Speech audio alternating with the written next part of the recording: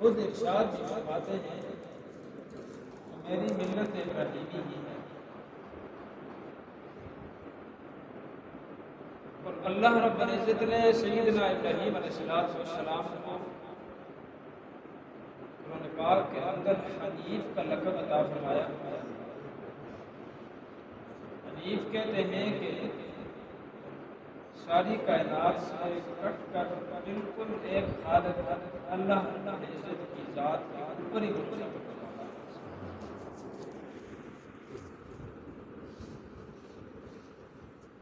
इब्राहीम अलैहिस्सलाम को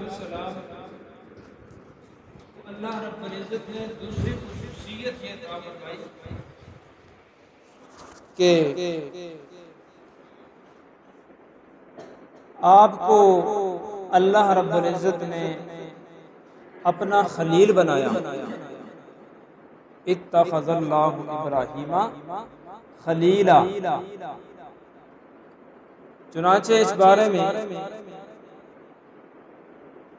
अल्लामा ज़मख़शरी तफ़सीर किशाफ के मुसन्नफ़ हैं, बड़े मुफ़स्सिर गुज़रे हैं। इन्होंने भी लिखा और शेखुल कुरान मौलाना ग़ुलामुल्लाह खान रहमतुल्लाह अलैह ने जवाहिरुल कुरान में भी ये बात लिखी है कि इब्राहीम अलैहिस्सलाम से इस बात का जब पूछा गया कि आपको अल्लाह ने अपना खलील क्यों बनाया, तो इब्राहीम अलैहिस्सलाम ने उसका जवाब ये दिया कि मुझे अल्लाह ने अपना खलील इस वजह से बनाया कि मैंने अपनी जान को पेश किया आग के अंदर, अपने माल को पेश किया मेहमानों के लिए, अपने बेटे को पेश कर दिया अल्लाह के राह के अंदर। तीन चीजें तो ये बयान की और चौथी एक और चीज भी बयान की।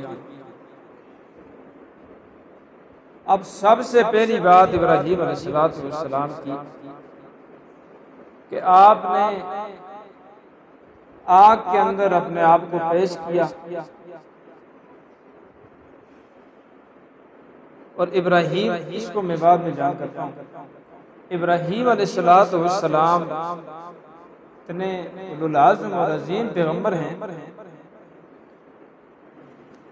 कि कुरान के अंदर अल्लाह रब्बुल इज़्ज़त की तौहीद और वहदानियत के लिए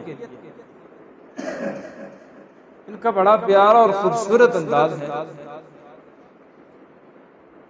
जिसके लिए इन्होंने जब बात शुरू करते हैं तो अपना घर भी छोड़ना पड़ता है, वालिदैन को छोड़ना पड़ता है, इलाका छोड़ना पड़ता है और वक्त के बादशाह नमरूद से भी इनकी टक्कर होती है, जिसके बदले में इन्हें फिराक में भी डाल दिया जाता है। तो अब अल्लाह रब्बुल इज़्ज़त की वहदानियत और अल्लाह की तौहीद के दो अंदाज कुरान पाक के अंदर हमें मिलते हैं। एक अंदाज तो यह है कि जिसे हम मुस्बत अंदाज कहते हैं, इजाबी अंदाज, और एक दूसरा अंदाज है जिसे मनफी अंदाज कहा जाता है, सल्बी अंदाज। दोनों अंदाज इस कुरान के अंदर अल्लाह की वहदानियत और तौहीद के हैं और इब्राहीम अलैहिस्सलाम ने वो पेश फरमाए हैं, कौम के सामने भी, बादशाह के सामने भी, अपने वालिद के सामने।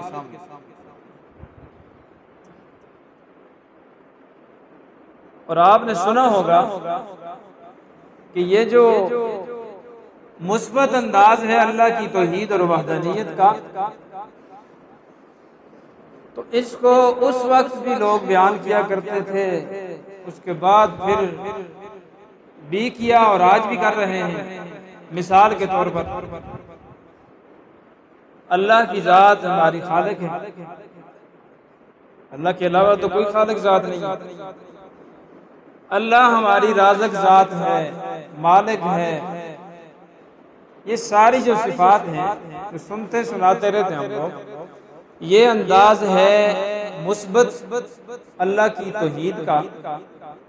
कुरान पाक के अंदर भी खुद इब्राहीम अलैहिस्सलाम सूरह शुअरा के अंदर फरमाते हैं कि अल्लाह वो ज़ात है अल्लज़ी हुवा युतइमुनी व यस्क़ीन, कि अल्लाह मुझे खिलाता है, मुझे पिलाता है, मैं बीमार हो जाता हूँ अल्लाह मुझे शिफा देता है। ये 4-5 आयतें मिली हुई, ये मुस्बत अंदाज है। अब इसके अंदर इनकार भी किसी को नहीं है। दूसरा अंदाज इब्राहीम अलैहिस्सलाम का अल्लाह की तौहीद बयान करने का वो मनफी अंदाज है।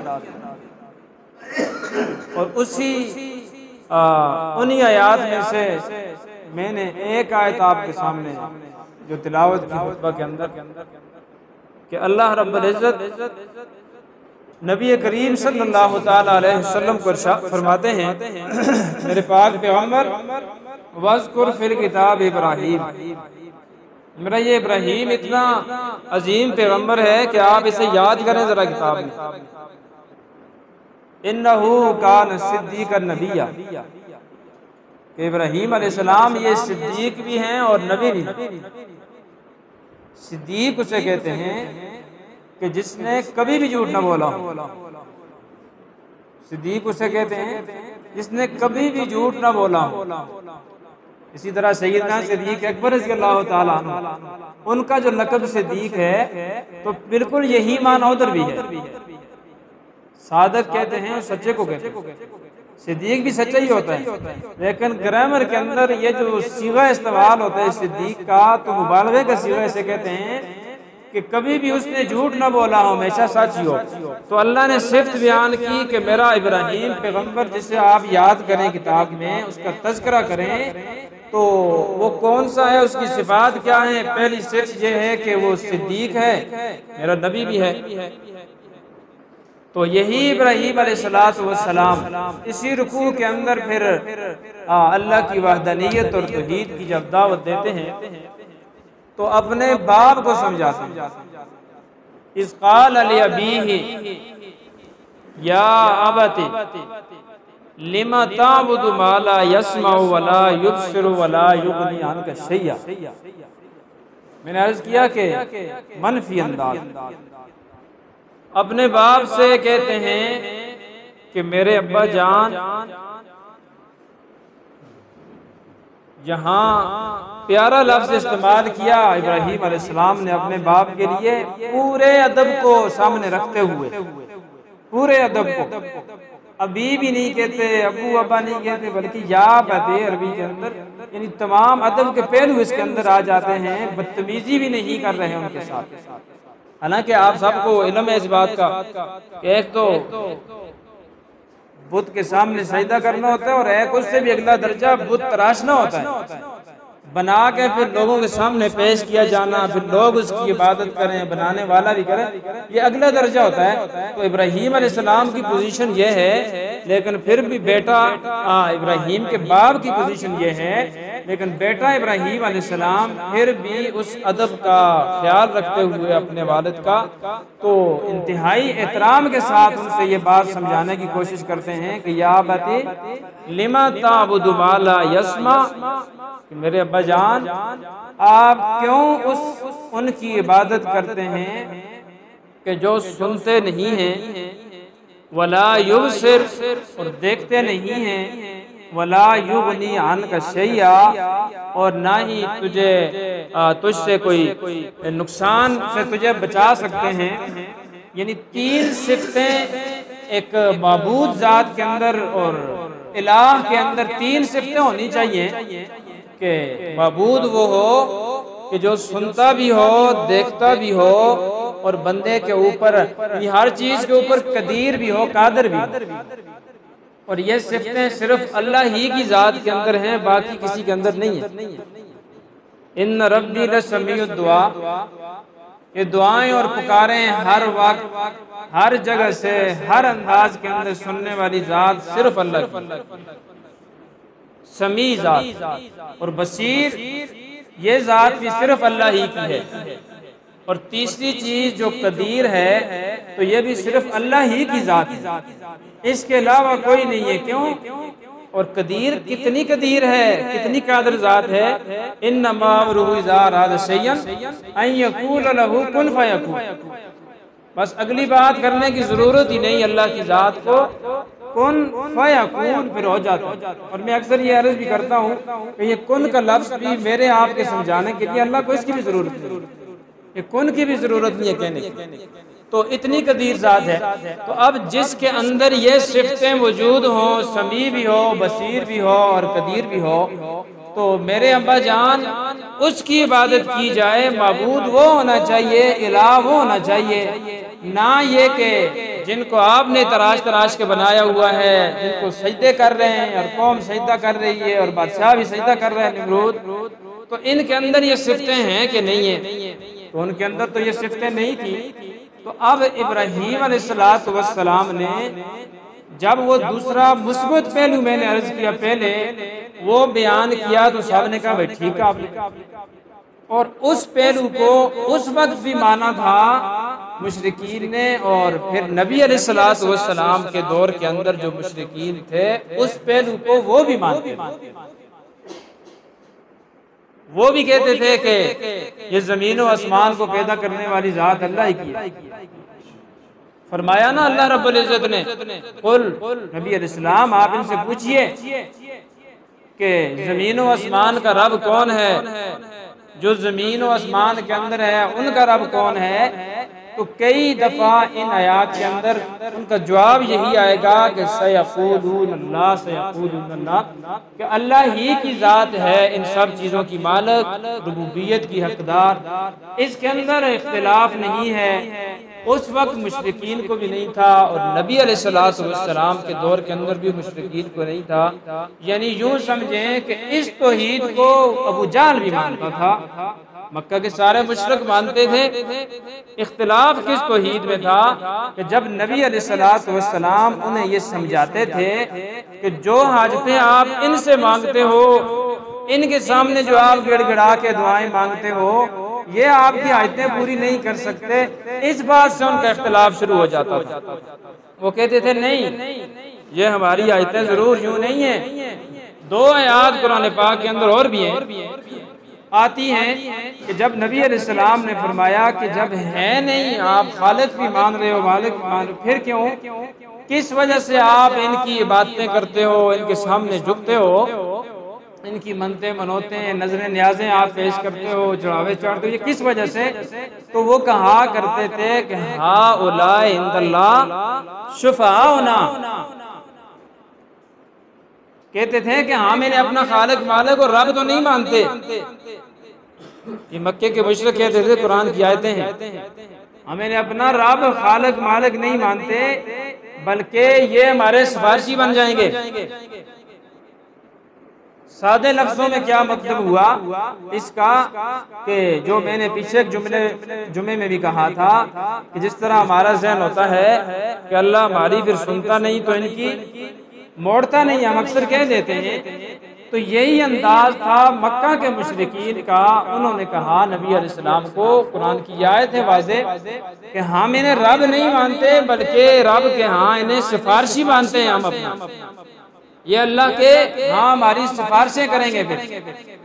और दूसरी जगह पे फरमाया कि आप क्यों इबादत करते हो इनकी, तो इन्होंने बड़ी ताकीद के साथ कहा माना इल्ला लियुक़र्रिबूना इलल्लाहि ज़ुल्फ़ा, कि हम अल्लाह की इबादत, इनकी इबादत हम नहीं करते मगर इस वजह से करते हैं कि इनकी इबादत हम करेंगे तो ये हमें अल्लाह के करीब कर देंगे।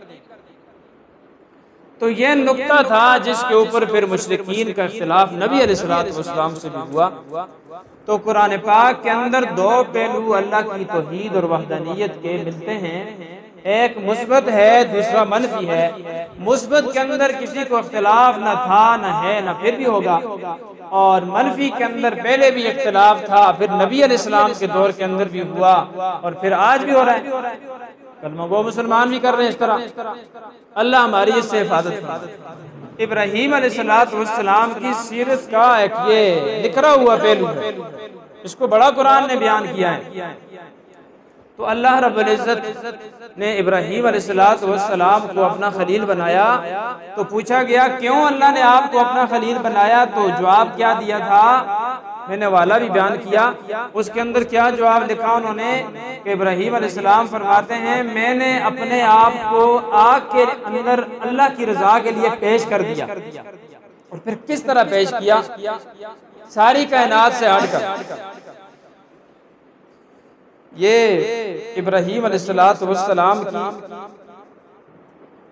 सिफात ये भी हैं, इनके बारे में आता है कि इबादत के अंदर ये बड़ा इखलास और अल्लाह की तौहीद के अंदर बड़ा जोर लगाते थे, शिरक से पूरी तरह बरात और इबादत सिर्फ खालिस अल्लाह की, अल्लाह ही की जात के ऊपर भरोसा।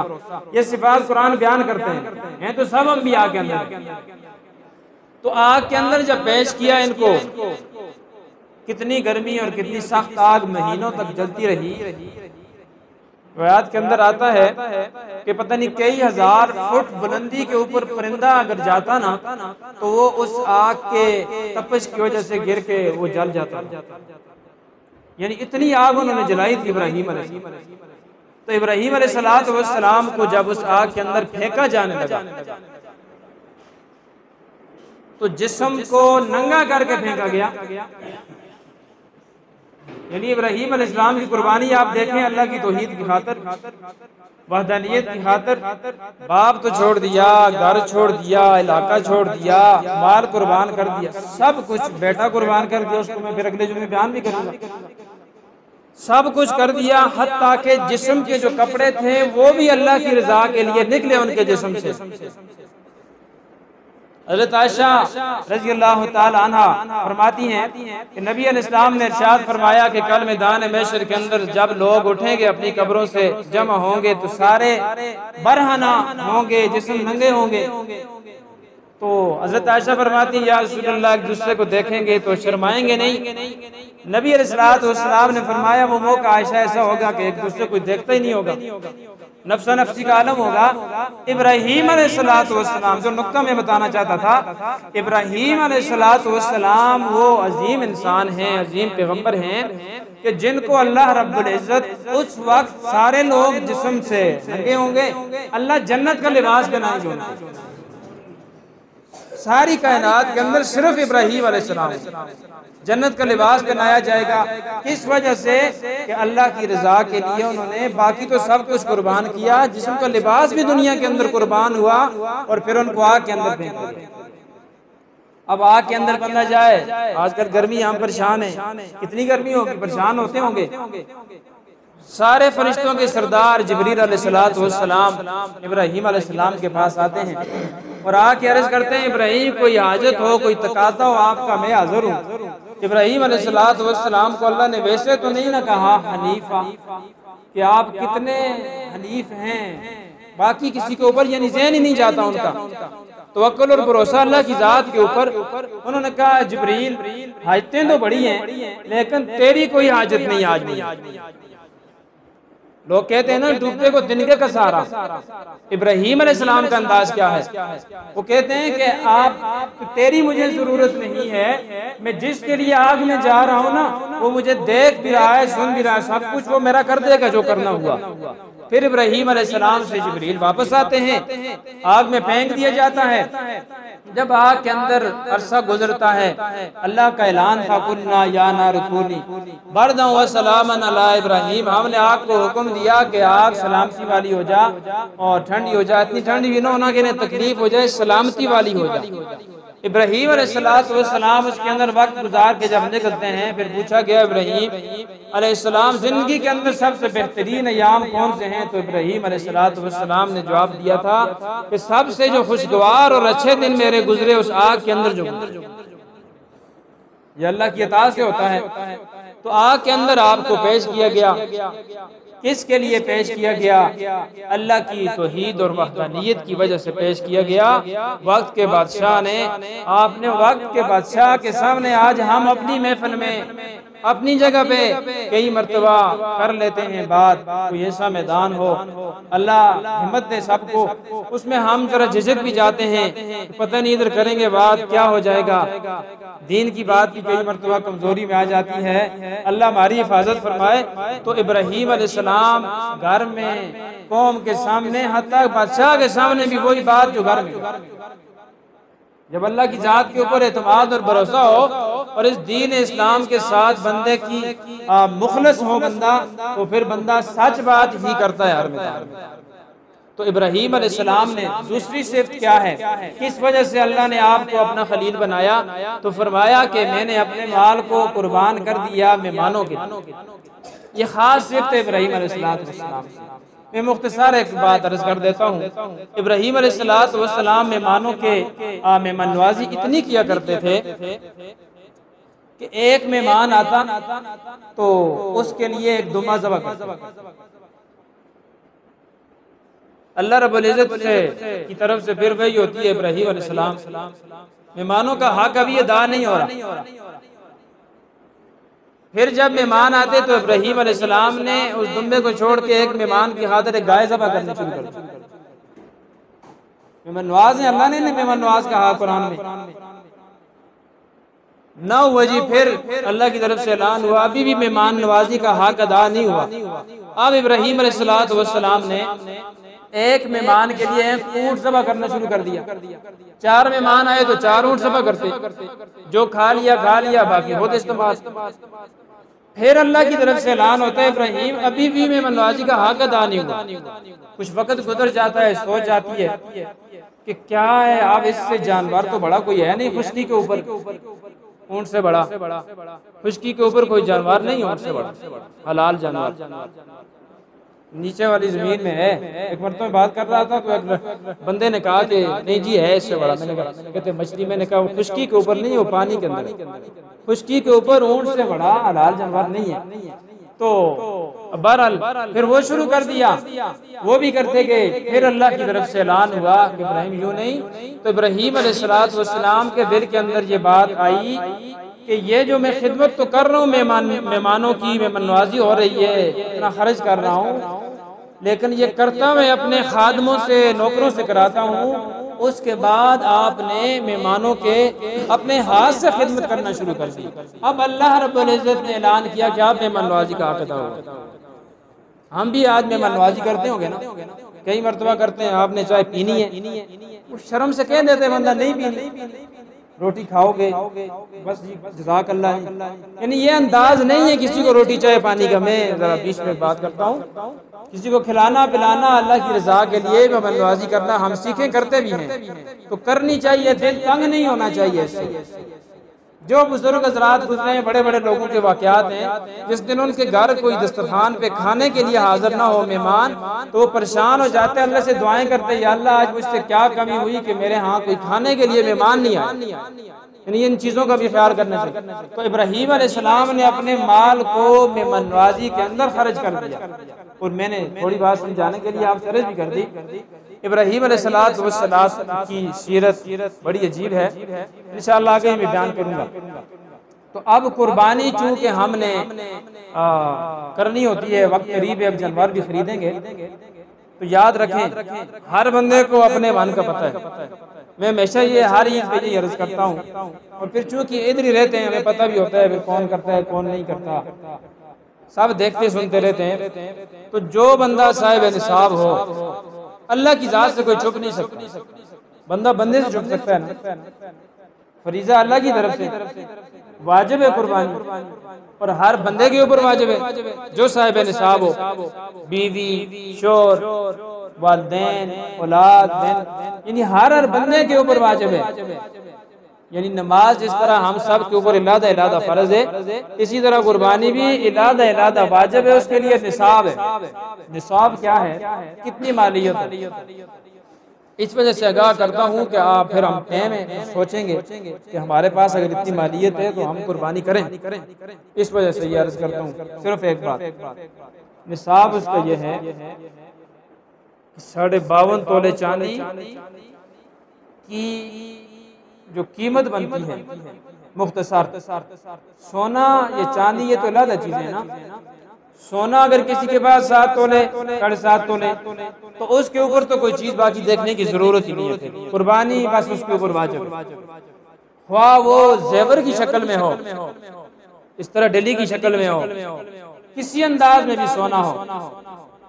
और इसी तरह चांदी है, अगर किसी के पास 52.5 तोले मौजूद है तो तीसरी कोई चीज देखने की फिर जरूरत नहीं होती, बस उसके ऊपर कुर्बानी आ जाती है, वो जिस शक्ल में भी। लेकिन चांदी तो आजकल होती नहीं है 3 लोगों के पास। तो आप बिलफर्ज में आपको समझा दूं, किसी बंदे के पास थोड़ा सा सोना पड़ा हुआ है, थोड़ी सी चांदी है, या ये दोनों चीजें है ही नहीं है किसी के पास बिल्कुल ही, अगली बात शुरू हो जाएगी उसके पास जो नकदी माल है, पैसे बैंक शैंक में रखे हुए हैं, घर में, डाखाने में, जिधर भी हैं, जितने भी, उनको देखा जाए और फिर जरूरत से जायद जो सामान हमारे पास होता है घरों में, कई मरतबा होता है, उसको देखा जाए। फिर इन सारी चीजों को इकट्ठा करके, तिजारत का माल भी है, दुकानदारों के पास होता है, बाकी काफी सारा यानी तफसील है इसमें।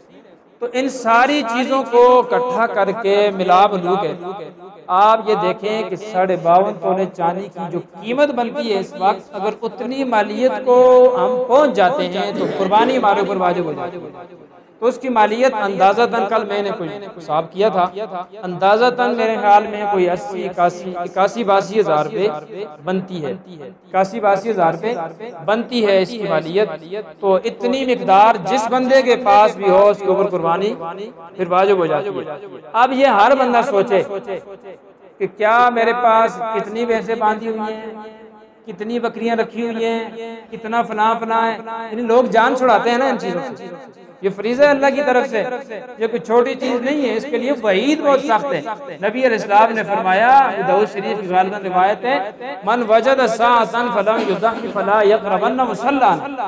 अल्लाह के नबी कितनी सख्त बात इरशाद फरमाते हैं, जो बंदा साहिब इस्तिताअत हो वो सब भी हो फिर कुर्बानी न करे, हमारी ईदगाह के करीब ही ना हो। कितनी सख्त बात है। तो अब अल्लाह की तरफ से जो फरीजा होता है उसको अदा ही किया जाता है। हर बंदा कोशिश करे कि जिसके पास है मालियत, मैंने पहले अर्ज किया अपने बातन का बंदे को ही पता है, अगर मालियत है तो फिर इस फरीजे से गुनहगार नहीं होना चाहिए, इसको छोड़ के इसका सवाल होगा फिर कल मैदान में। ये वाजिब चीज है, कोई नफली तो है नहीं है कि किया तो किया, मुस्ताहब नहीं है। अल्लाह रब्बुल इज्जत हमें तौफीक नसीब फरमाए, अल्लाह अमल की तौफीक।